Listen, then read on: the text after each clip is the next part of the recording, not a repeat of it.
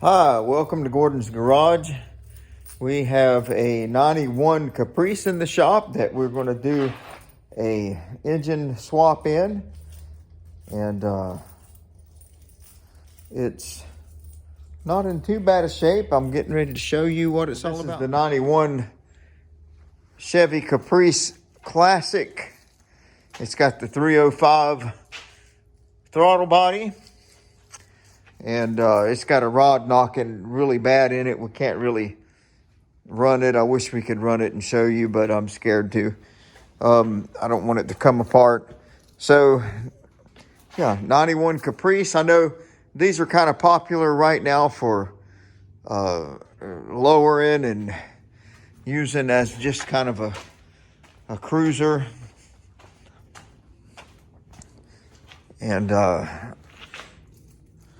they are really nice cars. They're some of the last full-size station wagons that you'll ever find. I guess they were some of the last ones that were made. Those in the Crown Vics, the full-size station wagons. This says, what does that say? Oldmaster Estate Wagon. I don't think I've ever seen that before. Oh no, it's supposed to have an R right there. Roadmaster Estate Wagon. So, yeah, this is a pretty nice vehicle. It does have a Montana tag on it, so I guess it comes from Montana. It's got the, I don't know if I can lift this yet or not. We will get that lifted and show you what's going on there, but it's got the third row seat in it, rear facing seat. These are the last ones that had the rear facing seat. Got a couple of trim pieces missing here. You can tell that door hadn't been opened in a while. I mean, you got your front and rear seat. I know it's dark. I'll put some lights in here later and just kind of show you what's going on in this thing. But got your moon roof. Got your luggage rack up here. A really nice station wagon. The interior is in pretty good shape. The body's not in bad shape. It's real straight. You got the wood grain's just faded out. It wouldn't take much to put a new wood grain on it. But it's got the 305 Chevy in it, and for some reason we got a rod knocking in it really bad. And I do have a spare 305 Chevy TBI motor sitting here that we pulled out of a square body Caprice earlier in the season. So that's what we'll put in it and just get it back on the road and get it going. And you know what? I'm probably killing some of you right now because I know better. When I've seen the Roadmaster, I should have known that was Buick. Duh, Buick. I don't pay attention sometimes. I just get these cars and I say, ooh, Caprice Classic Impala station wagon. But it's a Buick. So, sorry, guys. I don't know. I work on so many cars throughout the year, I don't even pay attention hardly anymore. I drove it from across town and barely made it because the engine got so bad. That's why I didn't want to run it anymore. But the whole time I probably drove it for 7 miles. The whole time I thought I was in a Chevrolet, but I was in a Buick. All right, so we're back on this station wagon, Buick. Got the heater going. It's kind of loud in here. We've been on a cruise down to the Bahamas, and it was 70s and 80s, and I got back today to North Carolina, and it's like 20-something degrees. It's ridiculous. But anyway, so we're missing the air breather unit that I think it actually comes out front here or maybe to the side. I don't remember on those, but probably what we'll do is we'll just get rid of that box and put a round air breather on it. Okay, we're on our station wagon. Got the engine lift hooked up to it. Getting ready to yank it on out of there just a little bit at a time. These, it's good if you can get it up and pull it forward. And then there's some wires and stuff in the back of that engine that you got to get loose, like ground wires. That's kind of hard to get to. I like to get the engine up and pulled forward. It helps me to be able to better reach those wires and stuff.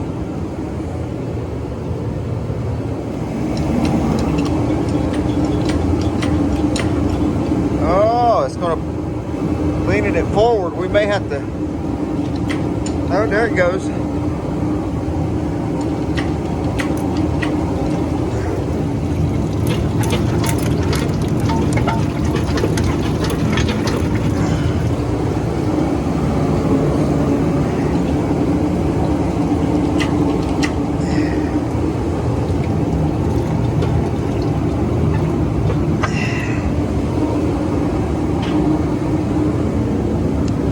I think I'm actually going to have to get hooked to the front of that. I don't know.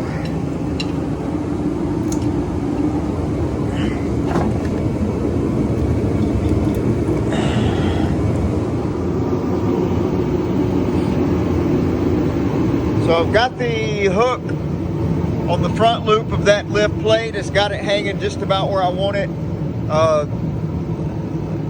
The deal with these is it's got this heater hose here I still got to get loose, and then there's a ground wire that straps to the back of the passenger cylinder head that we have to gain access to as well. And I may be able to slip it out of there without taking that distributor cap off. So we'll see. This thing's a tighter fit than you realize. All right, I think that I've got everything unhooked now. Hoping we can just go ahead and get this old girl lifted out of here now.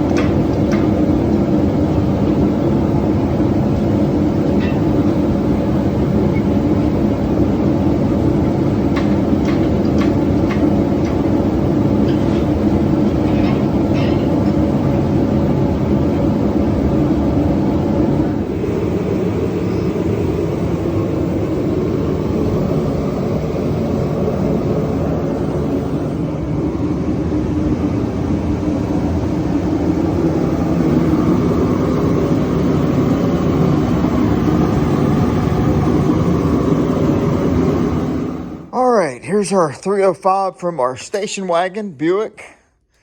Getting ready to drain the oil in it. We pulled the engine out yesterday. And I do apologize for the shoddy recording yesterday. I didn't have my tripod out here like I often do not have. just because it goes in a lot of different places. I need to get me another one so that I have a couple. I need one just to be permanently in the shop. So I'm gonna go ahead and order me one. What I do is I preach. So a lot of you don't know that I am a pastor.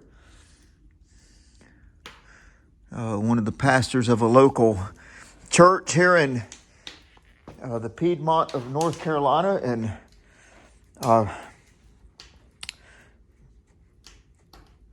I do record the sermons and post them live. So I use my tripod for that, and a lot of times it'll be in my backpack that I carry. And, I won't have it down here in the shop, so I need to get me one so that we have it down here. But we'll let this oil drain. We'll get the oil filter off of it. I want to get it on an engine stand and get the pan off of it and see what happened. I got a feeling that the crankshaft is broken in half. Is probably why that thing was rattling around, because when I pulled the front crankshaft bolt out, we had oil come out of there. That shouldn't happen, really, unless we've got a broken crankshaft, I think. So we're going to find out, though. All right, we've got this old girl on the engine stand, 305 Chevrolet, that was knocking really bad. We're going to pop the oil pan off of it real quick and see if we can see what happened in there and what went wrong.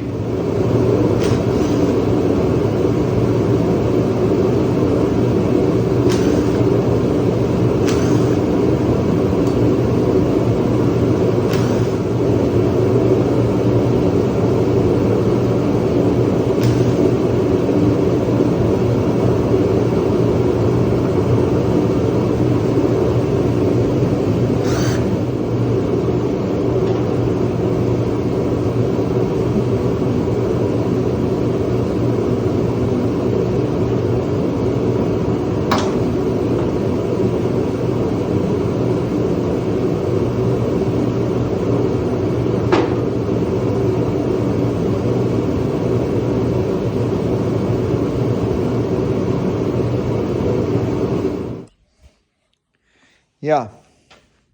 So this is number two. Number two rod. See how it's moving on that crankshaft? And number 8.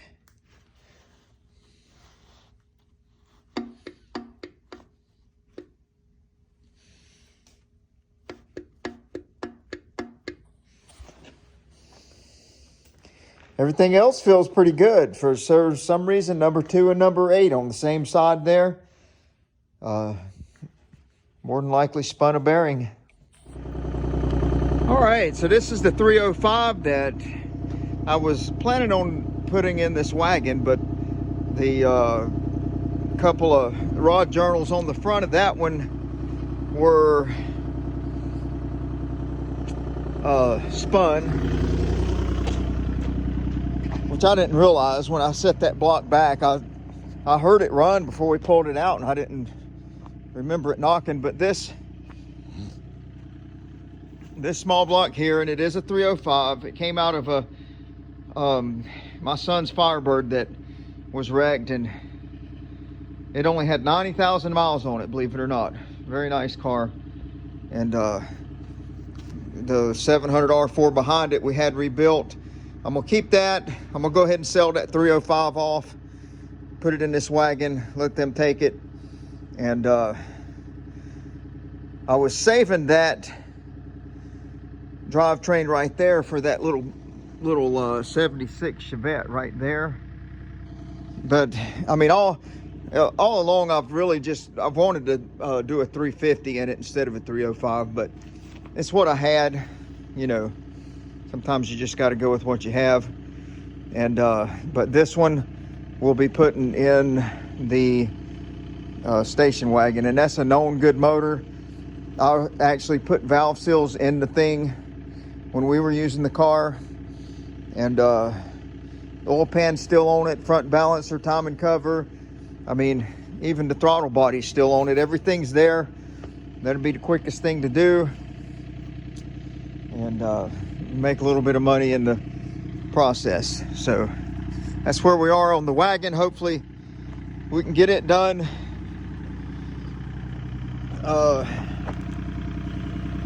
here in a couple days. And then we've got, let's see, we've got this Chevrolet here that we're doing an engine in. You'll see that one uploaded to YouTube soon. We've got the Astro V8 swap that we're doing, and then it's all done. I just need to put the distributor in it and get it running, and the Vega up there, and the ramp truck I've got, and the Baja, and the other Chevette. Got so many projects around that we need to finish. I mean, the ramp truck, I've been driving it and using it and hauling cars, and it's actually working good. But I've been collecting footage on that too. We'll post that up here before too long. I got a lot going on. So let's see how the little Nissan likes this small block Chevrolet sitting on its tailgate.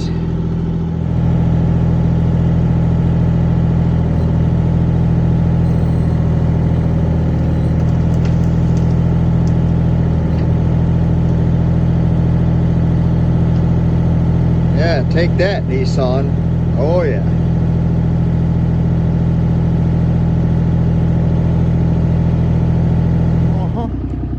Oh, oh,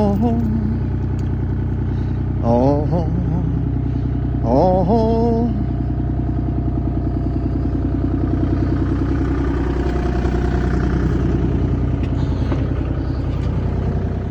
Okay, so I have separated the Firebird 305 from that 700 R4.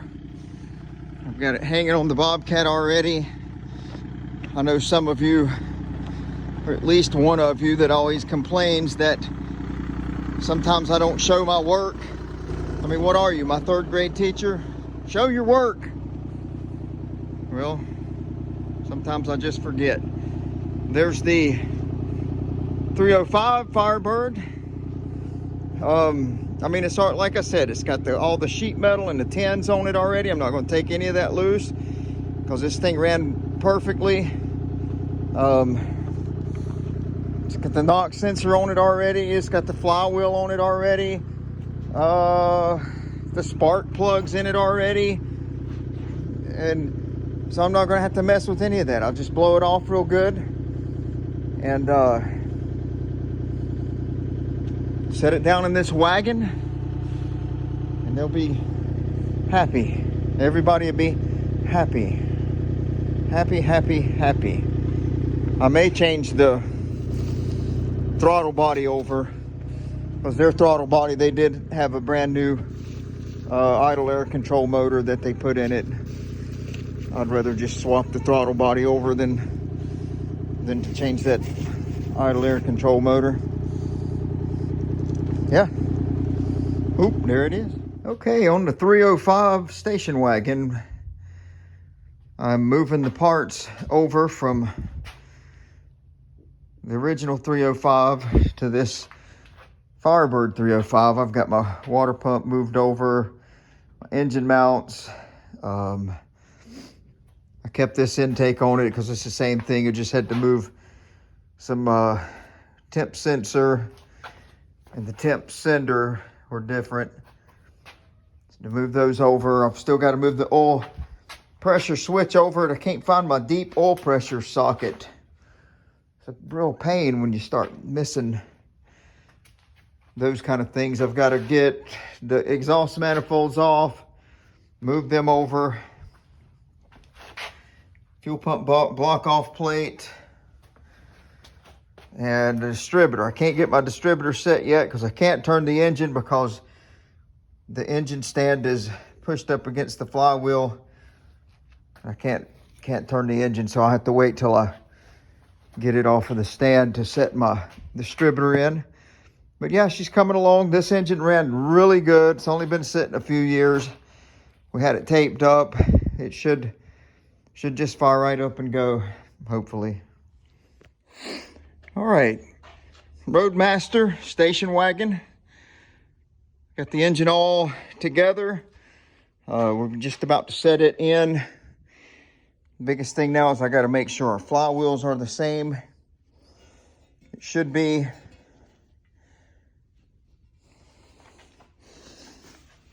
Oh, we should be able to just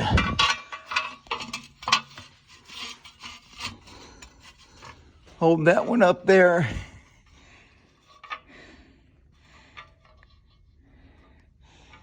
And see that the weight is in the same place. Teeth line up. The torque converter bolt holes are all in the same place. Yeah, that's the same. So I'm not going to change that flywheel, or flex plate we should call it. We will save that. I'm going to take a paint pen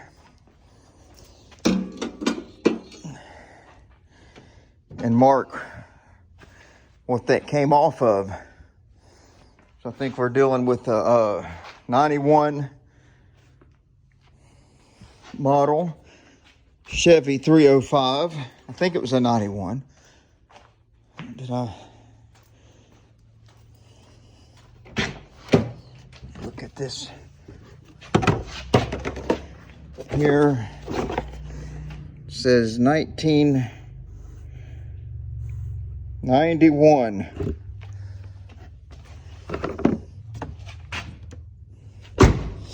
We'll take a paint pen and mark that flywheel so we'll know exactly what it came off of, because sometimes we do need a flywheel, and it'd be better to have one than to have to go buy one. So 91 305, one piece.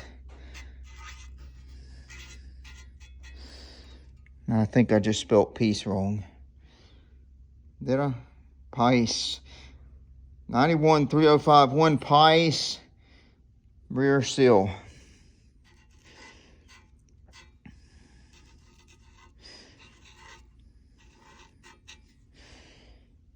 Yeah, here we go.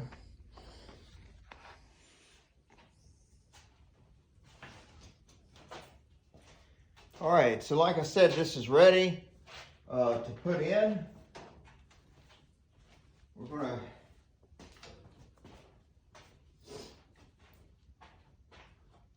swing it over and just kind of work it back in there, just kind of the same way we took it out.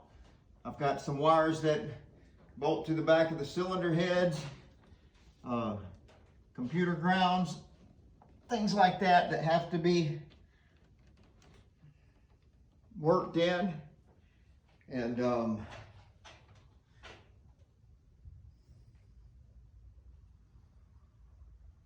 heater hose that has to go back here and be clamped, and then just a few things that I like to get put in there before I slide it all the way back to the transmission. And we got to be careful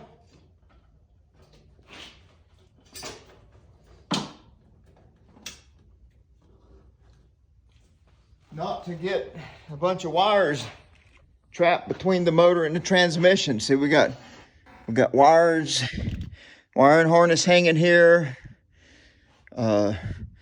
drop down cable, throttle cable, computer wires, stuff like that. It's real easy to get them caught between the motor and the transmission. And then we got to navigate around this alternator and air power steering bracket, because the power steering lines are still hooked to the gearbox. I don't usually take those loose so we don't have to lose any power steering fluid.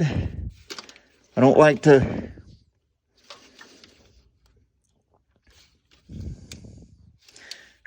lose our power steering fluid if I don't have to. that keeps us, that saves money, and it don't make a mess if I don't have to put new fluid in. And I'll tell you, one of the hardest things to do is record while you're doing the work. And remember, try to remember to record different aspects of the job. Just for the aspect of sending you guys free entertainment. I want to do that, but it's just challenging. Not complaining. I like doing it, but it is a challenge. And I do appreciate all you guys that watch and comment. Had a lot of comments lately, some good, some negative, but hey, it's like I said, it's really free entertainment.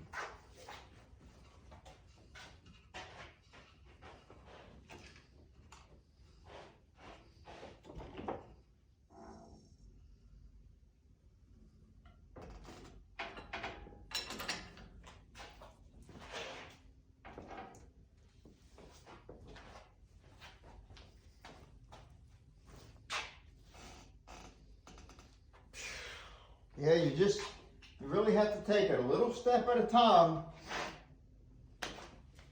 Right now I'm on top of my alternator bracket and I can't go back any further because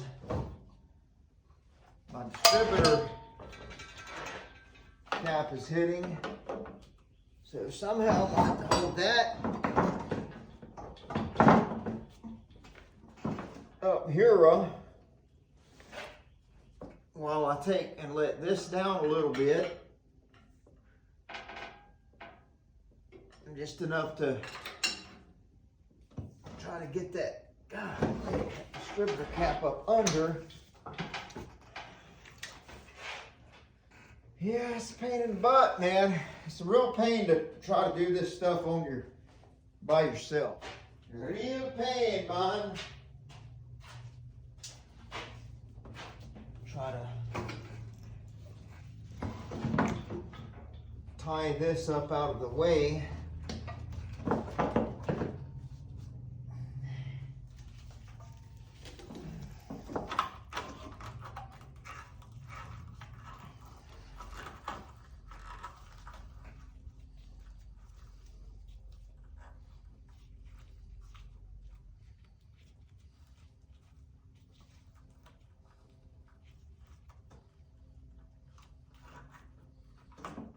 Do that right there with that string. That right there has my alternator and power steering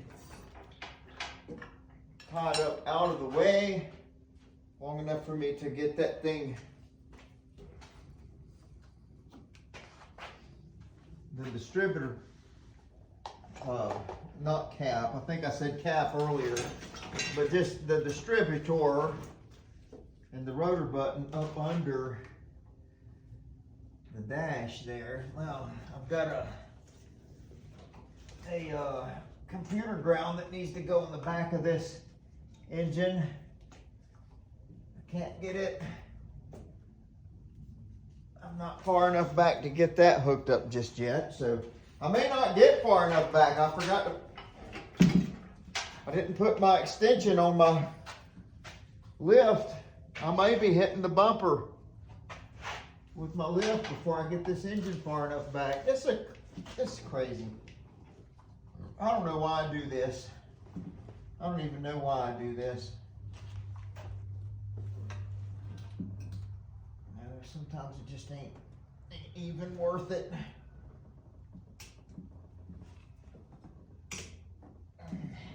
Probably most of the time it ain't worth it. I'm just too stupid to admit it.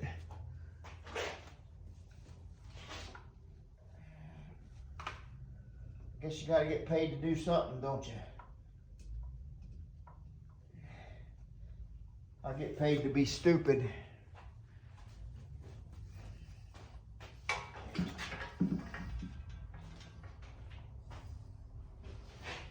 That's something. How many of you would like to get paid to just be stupid all the time? That's my job. Stupidity. Ooh, stupidity. All right, I've got that wire connected to the back. I've just got to find a 9/16 wrench or socket or something. I'll probably put it back in the toolbox. Go over here and get that. There it is. Now I can reach back around. Reach back around the back side here and get that computer ground tight. And I wish I could bring y'all with me there, but I couldn't record. I couldn't get my camera angle right if I wanted to. All right, to show you that. So I've got a spark plug out here on number 1. Let me go ahead and put that back in before I get it too far back in there. I had that number 1 spark plug out yesterday so I could find compression stroke and get my distributor set on number 1, and I forgot to put it back in. So there we are. Hoop. There it is. Hoop. There it is. All right, let's just look around a little bit here. We'll start setting her down on the engine mounts if we can. Maybe we can get it down in there far enough to, because as this thing lowers down, it should push it back a little further. It'll probably start, I don't know, probably start swinging it toward me closer. Actually, no, it's going to.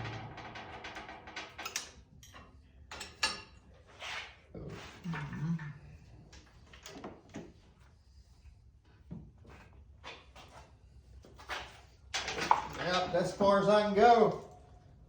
I'm hitting the bumper. Man, probably should have put my extension on there.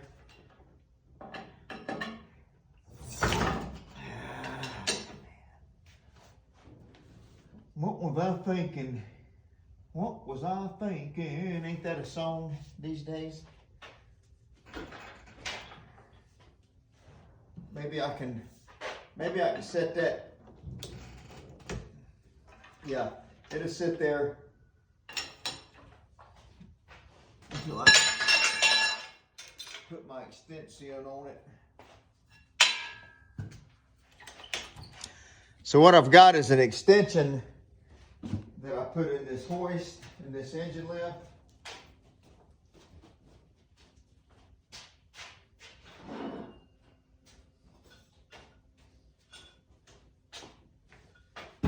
Because sometimes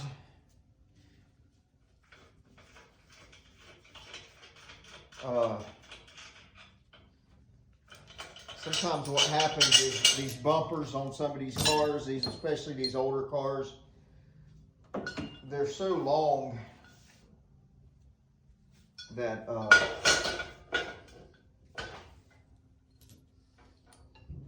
the cylinder on this engine lift hits the bumper before I get far enough back,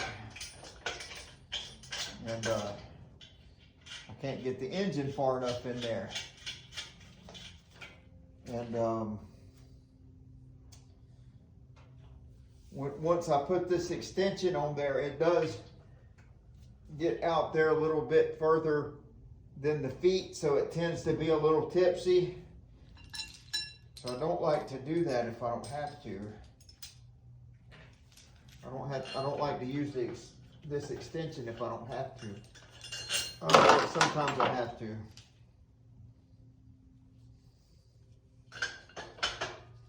I don't like to.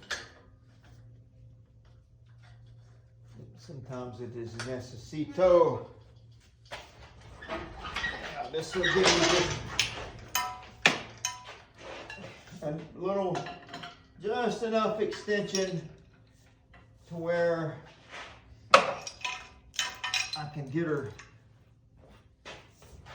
back in there where it needs to be. And I think I'm gonna go on the middle hook this time, just to level that thing out a little bit better. There, she's gonna slide into place.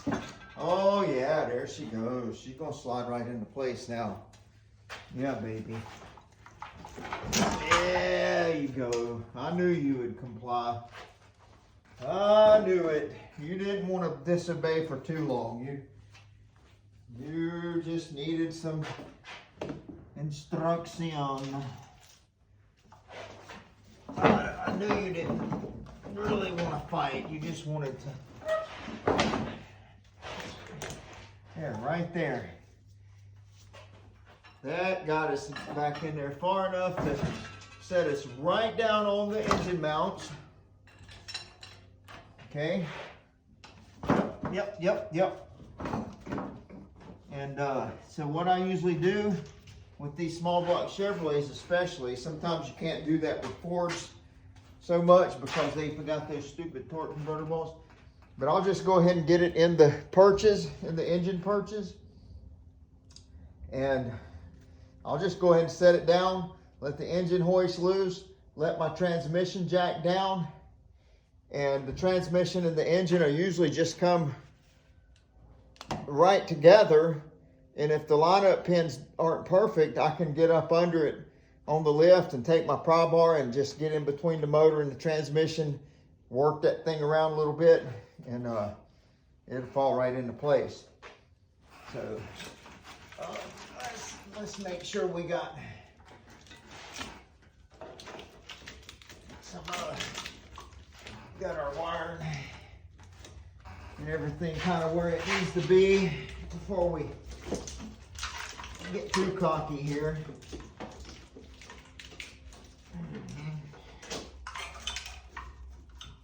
But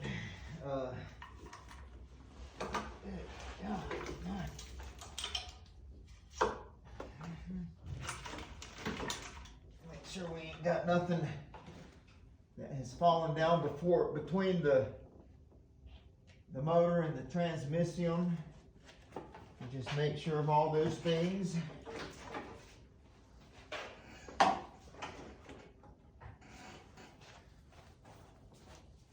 And I'll bring you over here with me in just a second, so we know that we've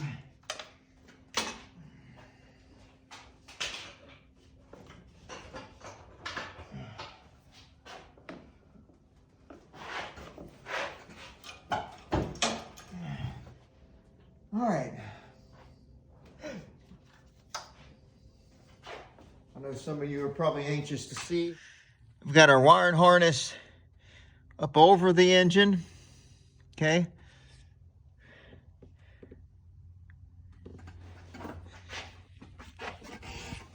Our engine mount is sitting on the mount like we want it. This wiring harness is in the right place. We've got our ground strap in the right place. Our lower hose is in the right place. Our alternator and power steering bracket, everything's in the right place.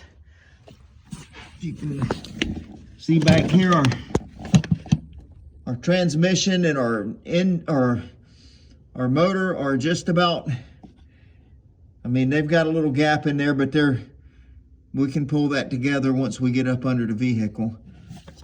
No problem. So yeah, I'm gonna let her on down. The rest of the way. Get our hook off of there.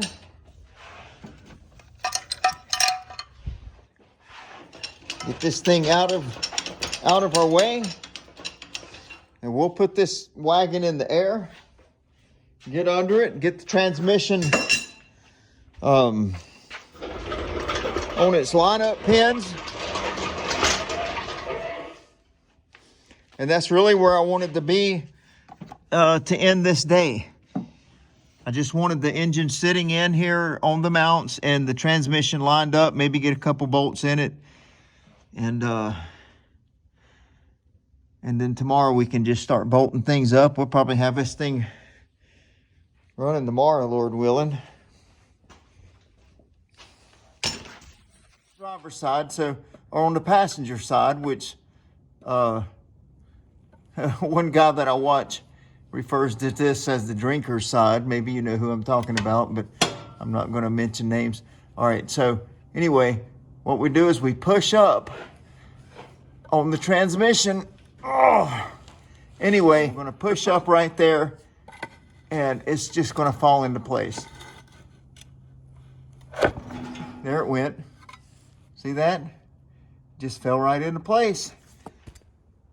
So some of you may already know that, but see how it just fell right into place. Some of you guys, you're crawling up under these vehicles, and you're struggling and trying to have two people, one working the hoist and one working underneath to try to line it up and get some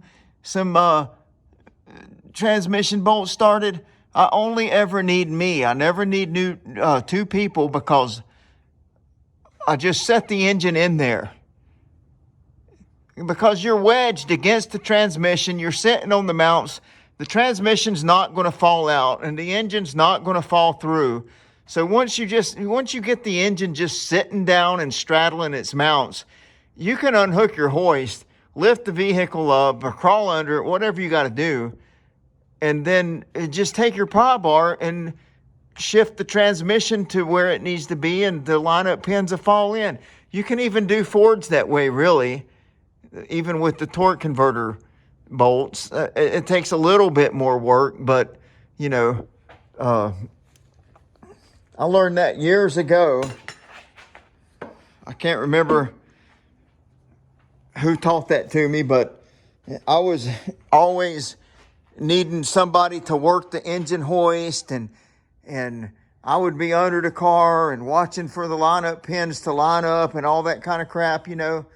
You don't have to do that. Just set the motor in there, get it close to the mounts, and just take the engine hoist loose, get under the vehicle, and work your magic with your pry bar. And it'll fall into place every time. Every time. All right, so, where's my light?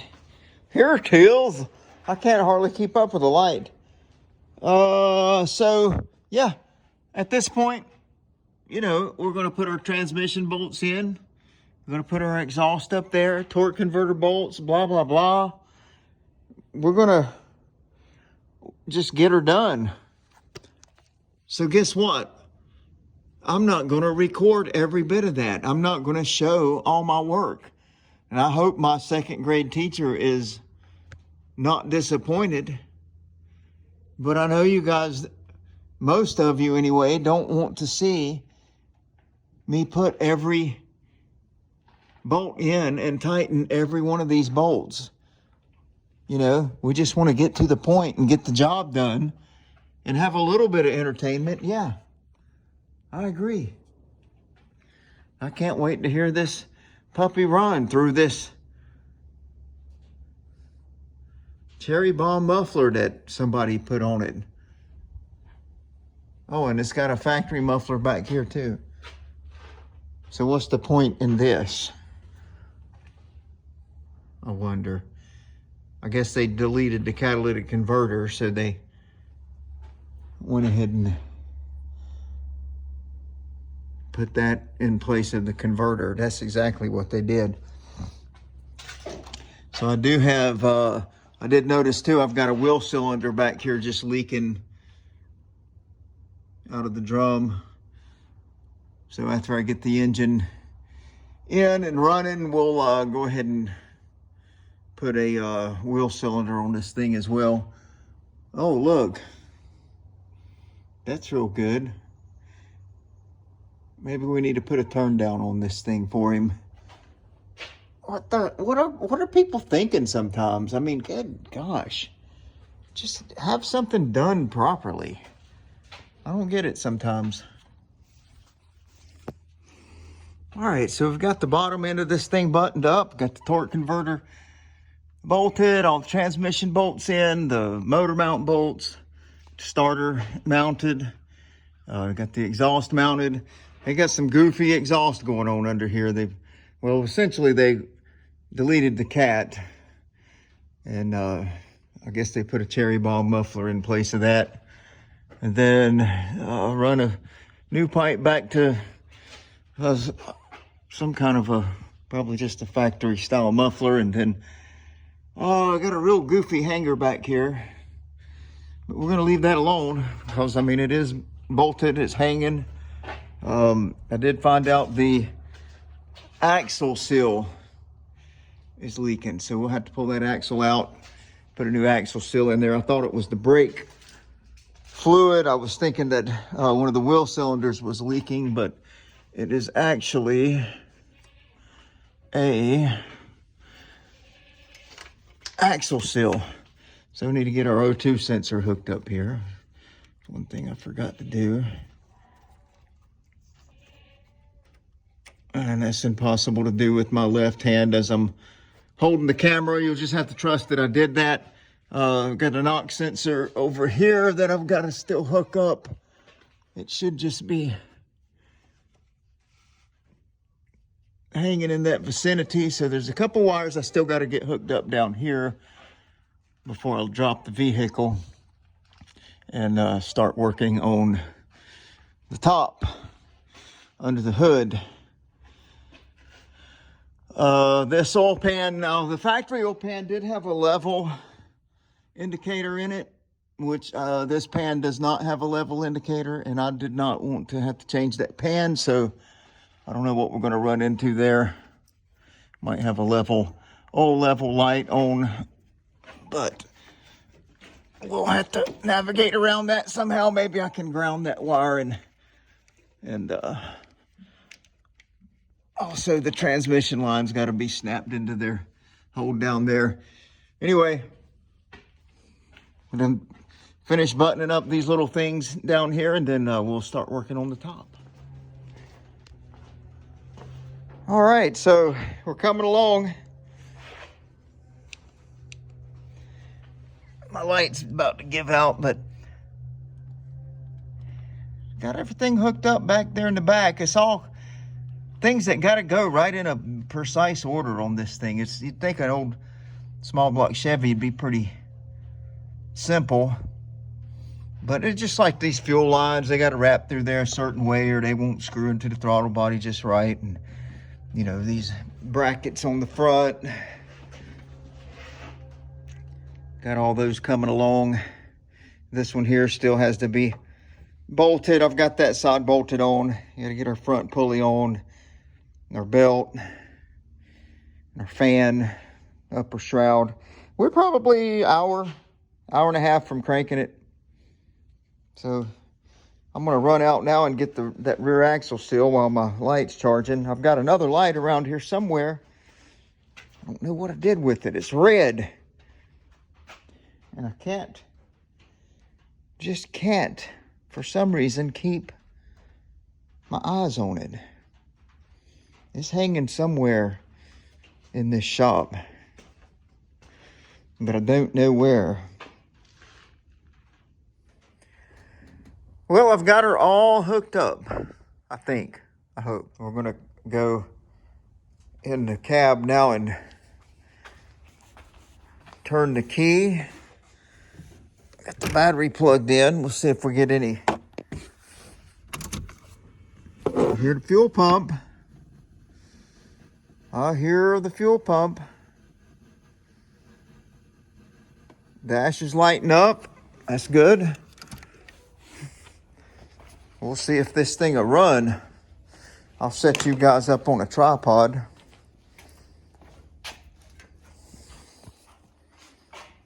Maybe we can see what happened here. All right, so I've got you set up here. We're gonna see if this thing's gonna fire up. It should, unless I don't have spark for some reason, but I'm getting fuel up here. So let's see what happens.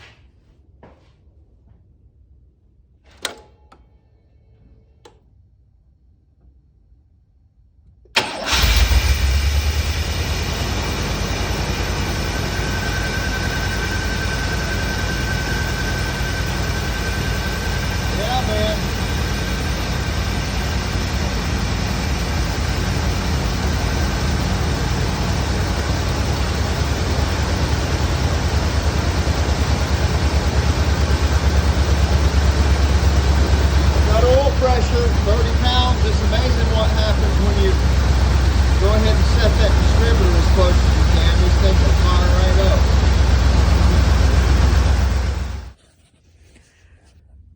Well, this thing fired right up and run. I mean, I pretty much knew it would. Like I said, I pulled this thing out of my son's Firebird. It was a 91. Pontiac Firebird, fuel injection, TBI, automatic, and this Buick Roadmaster here is a 91 Firebird, both roller cam engines, and exactly the same thing. This thing only had 90,000 miles on it. I really didn't want to let this engine go, but it may as well. I mean, I really wanted to use it, but whatever. I'll find something else. And it's just a 305. It's it needs, what I'm going to do with that Chevette out there, really need to put a 350, at least a 350 in it, and not waste any time with a 305. We'll put some coolant in it. I hadn't put coolant in it yet. And get the timing set on it. These things set at 0 degrees. So what I have to do,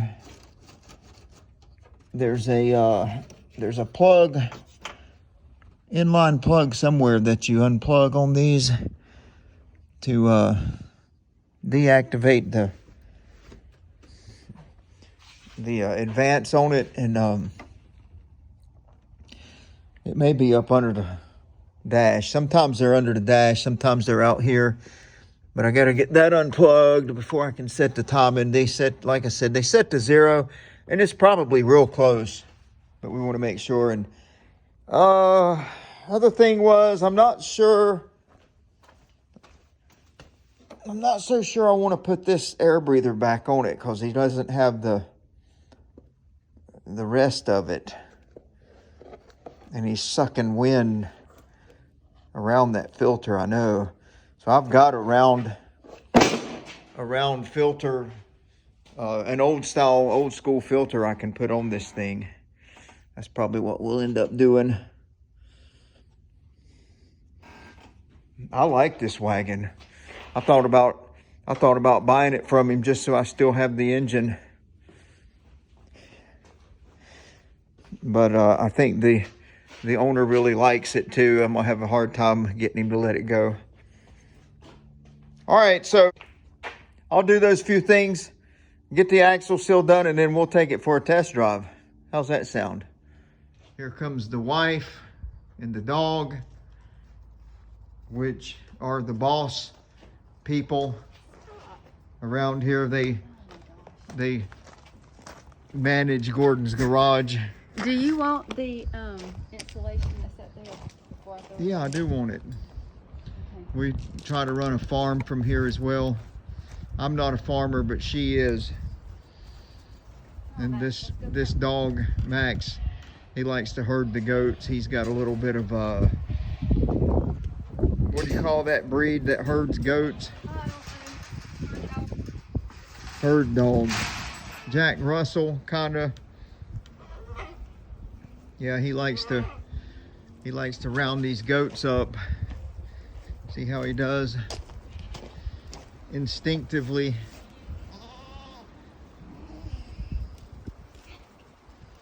Well, now he's just out there rolling in stinky dirt.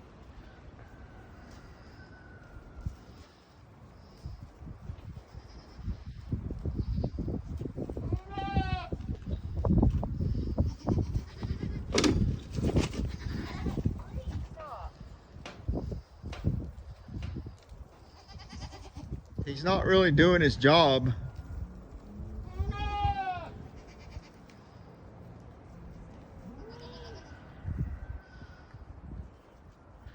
Anyway,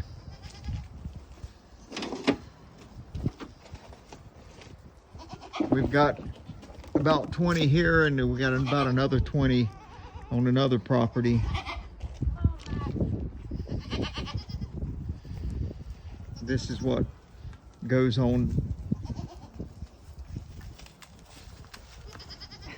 Come on! Come on!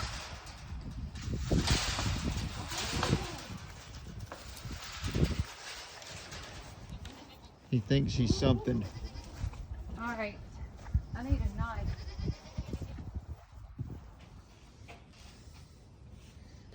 All right, this tool, that's a sill puller. Use that to pop the sill out. And there's the old sill we popped out of it. Most of the time, using that puller, you're going to destroy that sill, which is fine because it's no good anyway. But we've got the new sill here from a local parts house that we use here in this town.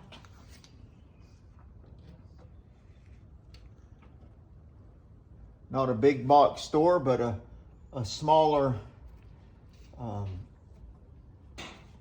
parts store that's been around here for many, many years.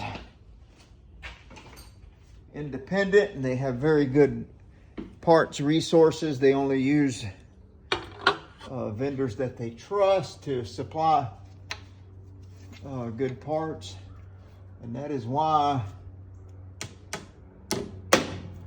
I try to use them for most of the parts that I buy, because I know that their reputation absolutely relies on supplying the best quality parts.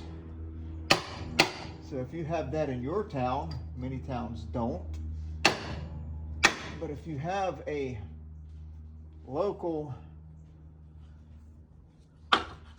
parts house in your town that tries to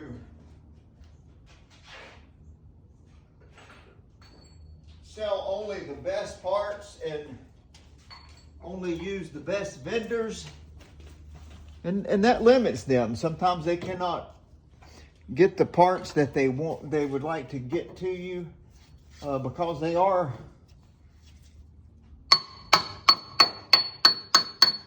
not selling cheap garbage, but they're selling good stuff.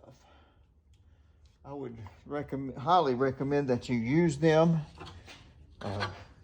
support them, keep them in business, because when they're gone, guess what?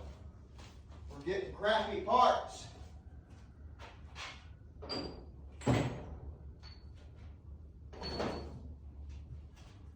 And we don't want crappy parts. We want good parts that's going to last and hold up. So there you go. We've got our, we've got our new axle seal in place. You just watched me drive that in there. At this point, we'll send this new axle in there. We'll try to be careful not to destroy it.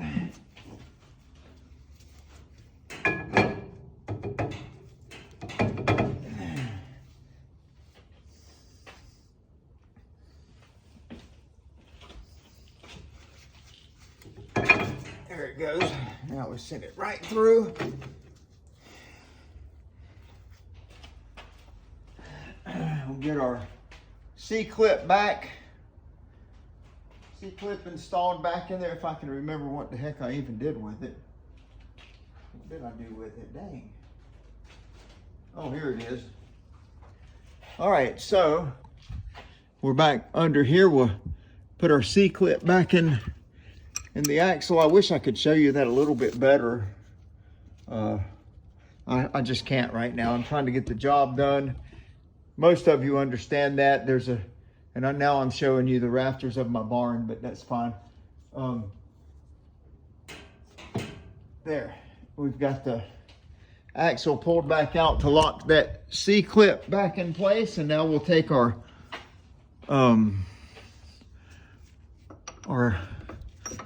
pin here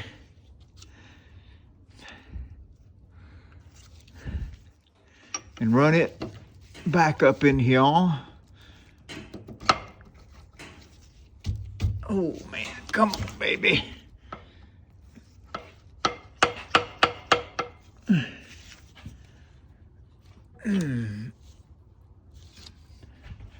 What is it that's causing this not to be able to? There it goes. That's what we want. We want that pin to go back up in there and separate those two axles. And it's like I told you the other day, about one of the hardest things to do is to try to record. That's the other pin I'm looking for right there. Is to try to record with one hand and do the work with the other, but we're gonna try. We're gonna put that pin back in there, and now we got this pin here in our hand. I'm gonna run it back through that hole. This is ridiculous. Sorry, y'all. Okay, pin's in there. That pin is in, and this pin is in. So now we just tighten it down and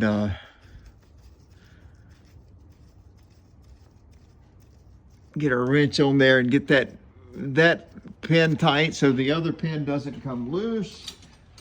And then I'm not going to show this part because I really just got to get this job done, but we'll clean this gasket up. I've got a brand new gasket ready to go in.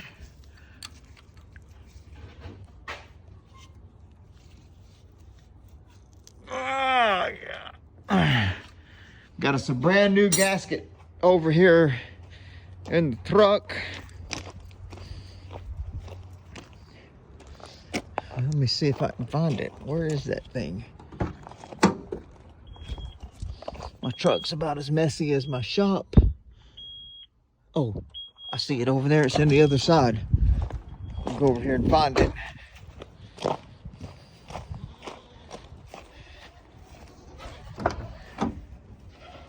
I do a lot of home remodel and repair too. But there's our new diff cover gasket, just so y'all can see.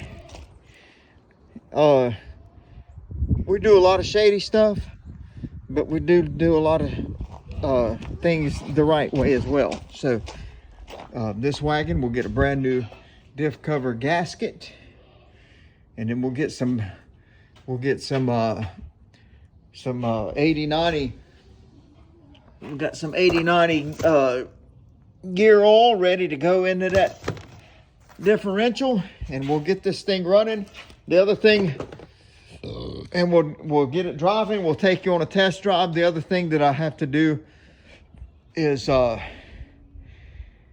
got to find out where the timing connector is on this thing so I can disconnect it and get the timing set properly before we go drive it. So As soon as I get this done and the wheel back on it and get this thing on the ground, I'll start looking for that timing connector. I may have to go online to find that. We'll get the timing set and we'll take it on a good drive. We love the big vehicles around here. I can't wait to cruise this thing down the road. It's going to be a lot of fun. Okay, we are in the 91 Buick Roadmaster. We have a half a tank of fuel. We've got oil pressure. We have, we're not overheating. We have plenty of voltage. Our RPM is skyrocketed. I don't know what we can do about that, but we are in drive.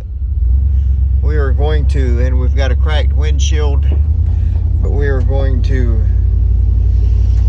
test drive this thing now and see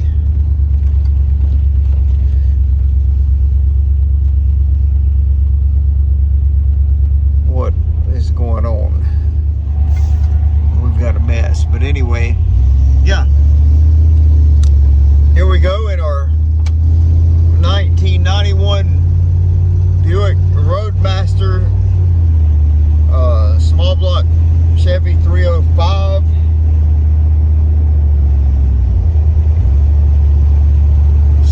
R4 with the brake light on. I don't know what's causing that. I don't care. We've got a airbag light on, inflatable restraint. I don't care about that. All I care about is the droppability, how well the brakes work, how well the transmission shifts, how well the engine performs. That's all I care. And that's what we're doing now. We're test driving this thing with Montana plates on it. Who knows if we're legal or not. I'm not necessarily concerned about that either.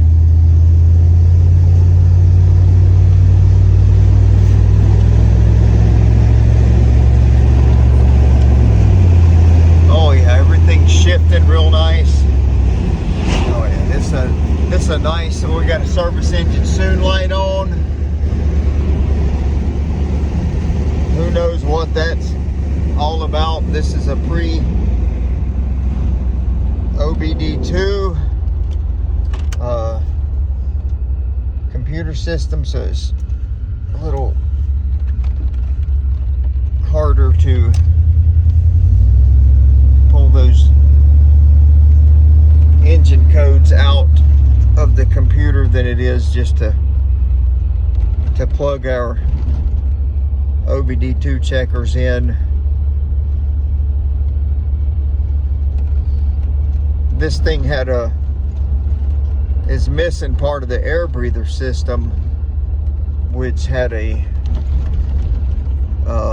plug that plugged into the intake air temperature sensor. I'm sure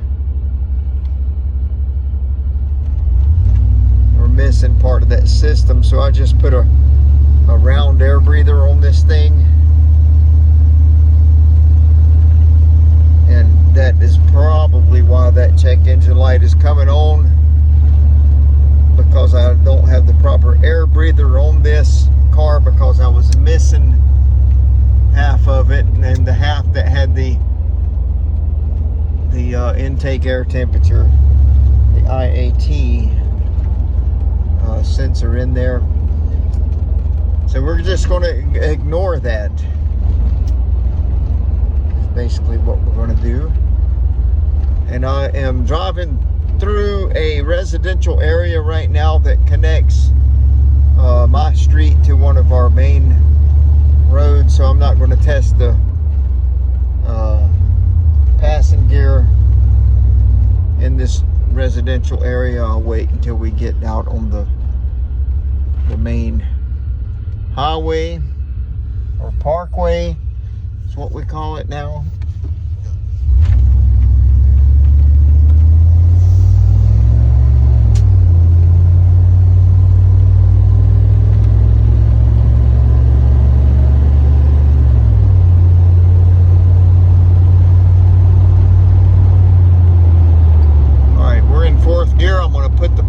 the floor and see if she'll drop down into passing gear. And she does. Oh yeah, she moves. And it's just a 305. 305 cubic inches in this big station wagon. Here we're going to come up behind a screw bus, a screw bus. Fortunately, he turned off real quick, and he'll be going back to screw. So he won't hold us up any. You got all these people going back and forth or coming home from work that's going to hold us up. Come on, people. Good gosh.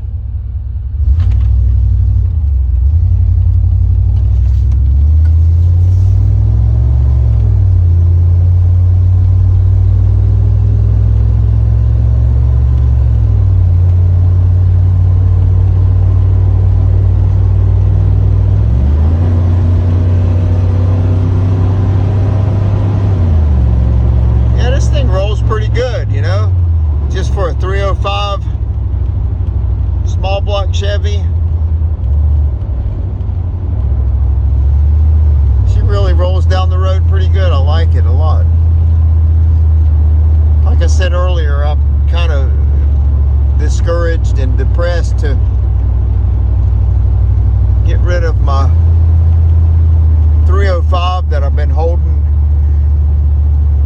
for several years now. I had big plans to put that in my little Chevette, but we probably need something a little more exciting anyway for that little Chevette. We've got the 700 R4 sitting there ready. Probably need to get a little torque, what do you call it? Stall converter for it.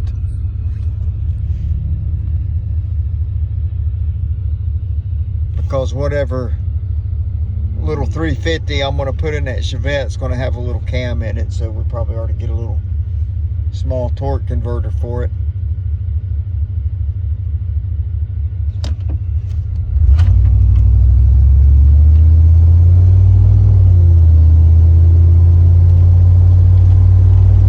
Yeah, this thing does what it needs to do, though.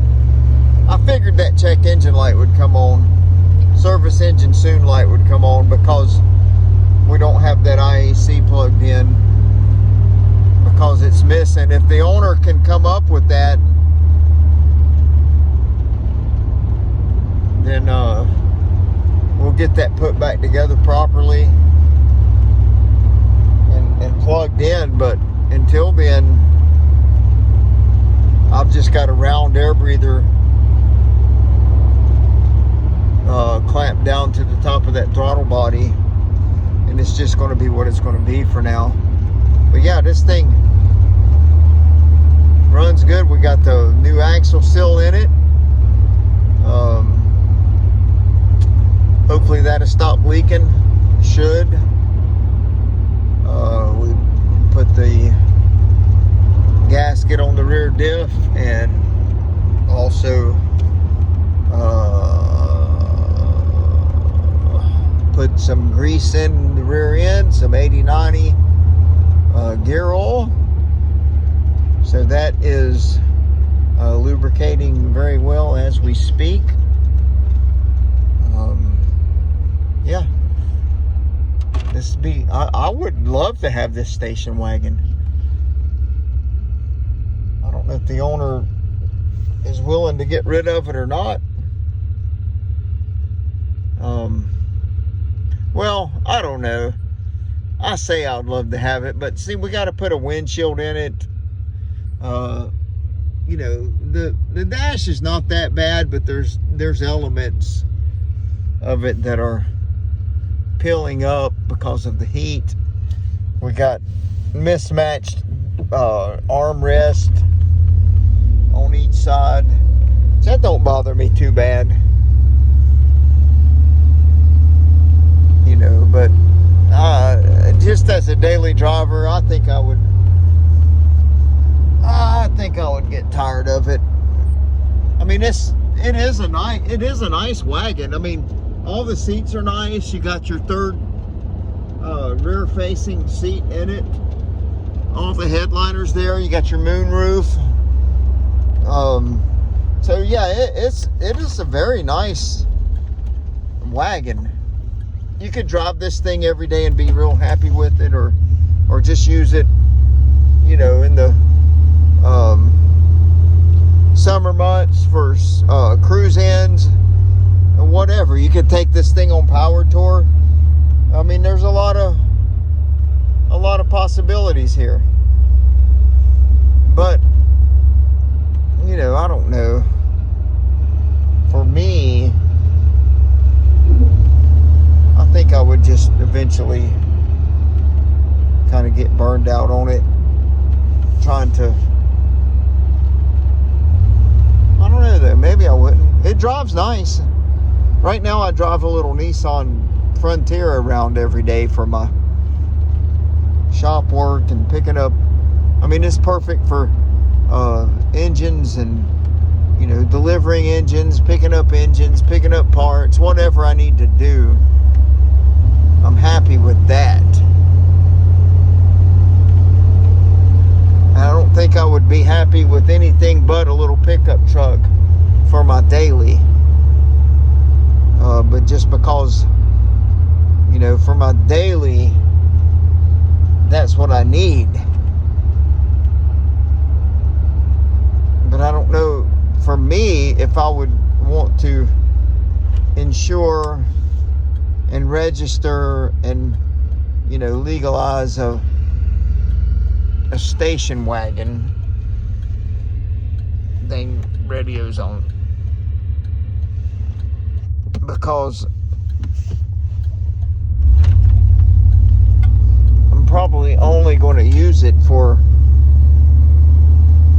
cruise ins and stuff, and all my kids are grown.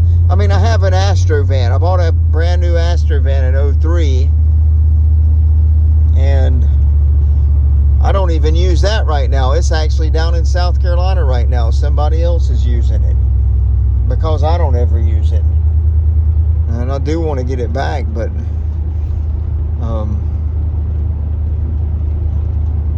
anyway, that's a whole nother story.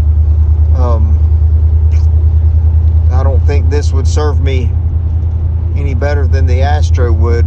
But anyway, I'm just rambling as we're test driving this thing around, which is okay because we have to test drive it for sure. This thing's going to be good. I mean, the owner of this vehicle is going to be very happy. Very happy. Originally, I was trading all my labor and everything for a Tahoe. But I think I'm not going to do that anymore, because even like the Tahoe, it's no different than a station wagon. I don't have the pickup truck bed, and I really need the pickup truck bed. You know what I mean? All right, some of you probably remember this Suburban we lowered last year, probably early 2024, but that's besides the point. It's got a knock in the engine. We never did get rid of it. We still have it. This is over here at Never Satisfied's garage. But the engine has a knock in it, or the flywheel. I'm not sure yet. It runs super. If there's something rattling around, we got to figure out what's going on there. But that'll be for another episode. For today, we're going to take these wheels off of this Suburban and hopefully put them on the Buick Roadmaster that we just finished the engine in. So hopefully they'll slide up under there and fit, and they want to lower it down in the front a little bit too, maybe, possibly. So that's what we're going to try to do. I got to get this thing on the lift, and while I got it on the lift, I'll go ahead and check that flywheel out too. But what do you think? You think they'll fit? I don't know. It's going to be tight. They'll look good. They'll look real good. And there's there's some kind of, I guess this truck will be for another episode too, but there's some steel wheels back here, I guess, that's going on this Suburban. Some white steel wheels or something somewhere. Some white steel wheels. They're going to be 5 lug. It must be these. Probably going to put those on there for now, just so it'll roll. All right then. Okay, so we do have the wheels off of the Suburban. Man, these things are 24s. 295, 30, 24. I don't know if that's going to fit in that wagon or not. We're hoping it will. Got the white Stillies mounted to this Suburban, just for rollers, I guess. And let's see, the front wheels here are, what size do they be? 22s, 265, 30, 22. Just to get up under this Suburban, we did put drop spindles and lowering springs. Dang, we actually lowered this one the proper way.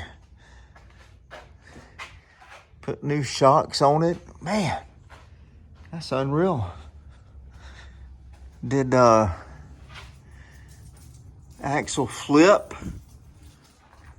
Lowering shocks on the back. We didn't notch the frame on this one, and it doesn't look like it has been hitting, actually.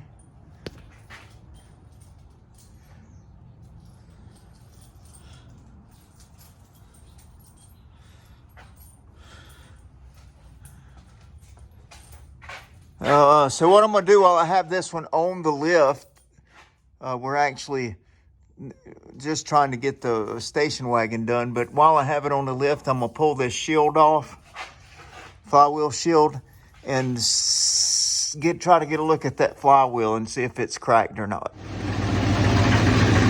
All right, so I'm up under the Suburban. I've got the flywheel cover off of it, and I do think that it has a cracked flywheel. I can't see the crack, but all the noise is from back here. It's either a torque converter issue or it's a cracked flywheel.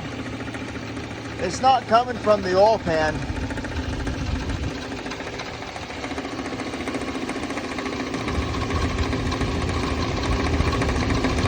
But you know what? That's going to be, like I said, for another episode, because right now we're trying to finish the station wagon. So we need to get this one off of the lift and get the station wagon on the lift and see if those wheels are going to fit or not. All right, so back to the main event, our 91 Buick Roadmaster. Let's jump in this thing and see if she'll crank up. I haven't cranked her since last week. Oh yeah, let's see.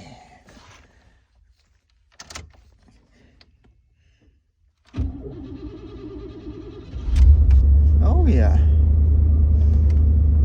fires right up, no problem, as expected. I still don't understand what's going on with our RPM gauge,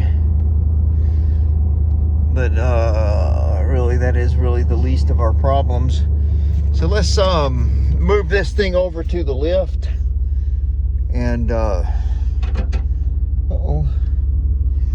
see about putting these wheels on it. You know, they just want to make this thing as cool as possible, and I understand that. I do. That's what we do. We try to make things cool.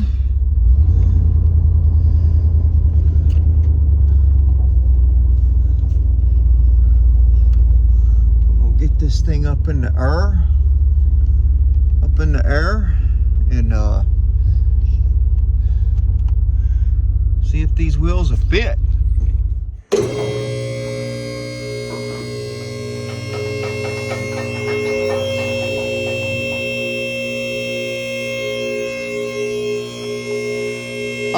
real sure those 24s is going to fit up under that rear end of this thing. I'll be real surprised.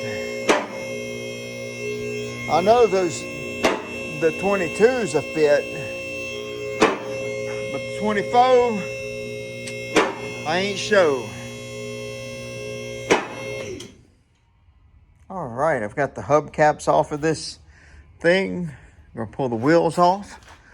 That'll be a nice set of rollers as well for some other vehicle down the line.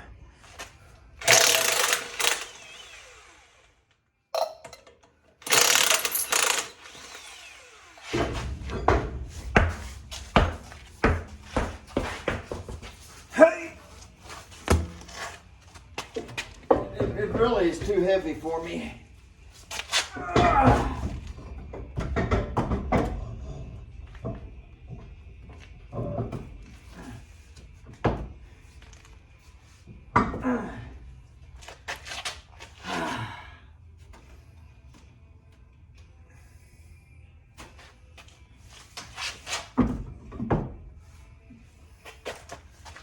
Yeah, I'm not sure. Yeah. All right, here's the problem we're going to have. Real close here, which that's not a problem. I mean, if it's we got to cut that, we will.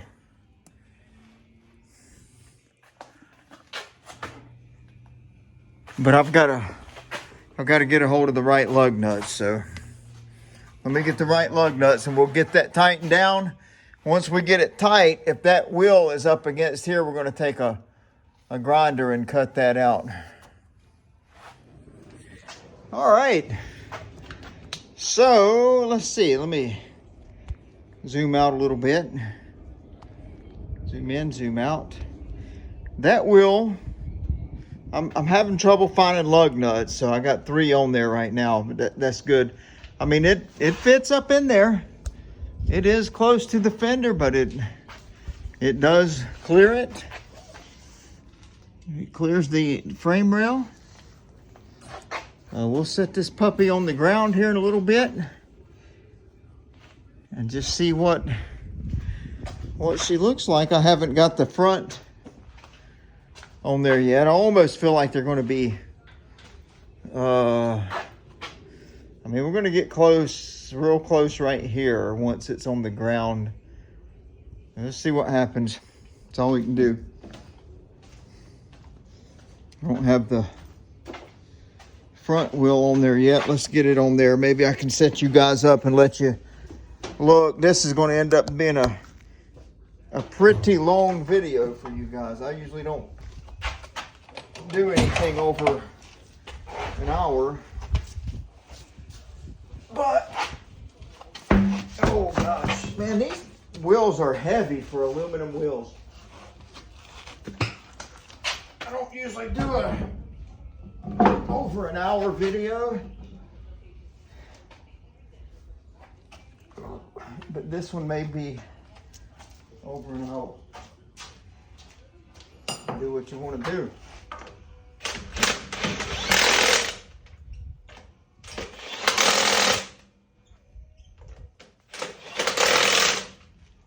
Right.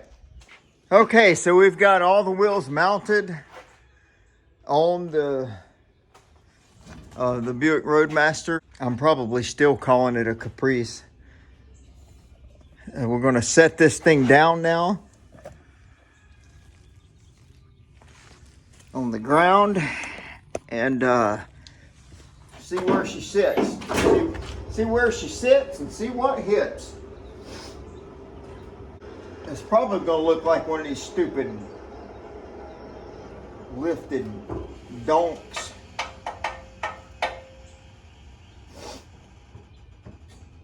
I can't stand that. Can't stand it. Actually,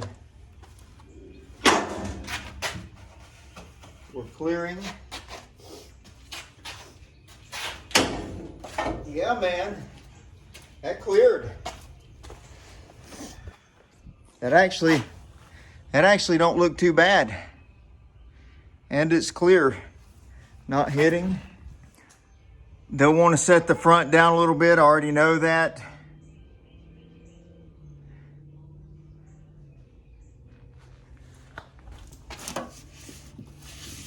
But there seems to be plenty of room.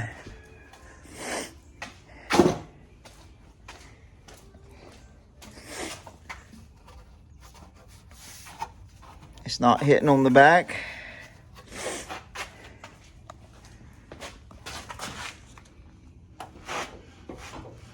Got plenty of suspension because it's not ever been lowered. So we'll get the lift out from under it. I'm gonna pull it out and we'll get a good look at it. Well, there she is with the 24s in the back and the 22s in the front. It don't look too bad. It definitely needs to go a little lower in the front. I think the wheels are too big. That's my opinion. I think it looks too much like a donk. D-O-N-K. If you don't know what that means, look it up.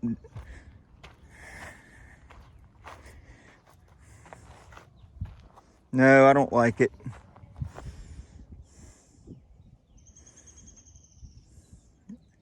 I don't like it at all, but we'll see what the customer thinks and what he likes. I think if we set the front end down a little bit and get that fender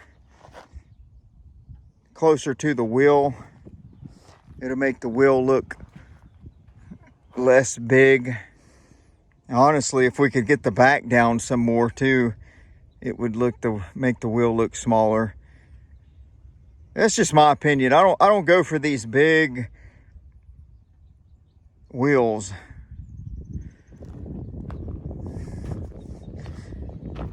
Especially on older, more classier stuff. I like the smaller. I like to see a little more tire, a little less rim, a little more tire. But anyway, is what it is. This is going to be the end of this series on this car.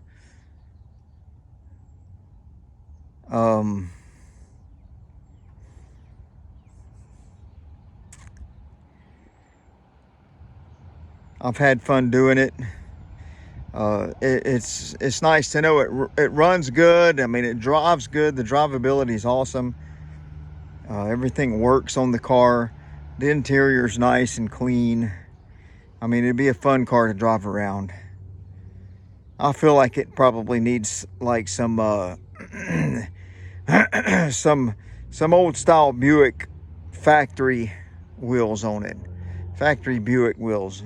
Like not the hubcaps, but whatever it's like a 5-star factory Buick wheel from the day. I think that would look best on this car. 15 or 16 inch. That's just too big. We're getting too big with the too blingy. Some of you probably like that, but I don't know. I just don't. But whatever. If the customer likes it, that's all that matters. It really is. That's what matters. We aim to please. We do these jobs not to please ourselves, but to give the customer what they want. So appreciate y'all watching. I guess I'm supposed to say like, share, subscribe. Helps the channel when you do that. And we'll keep trying to post some content every week. Take care.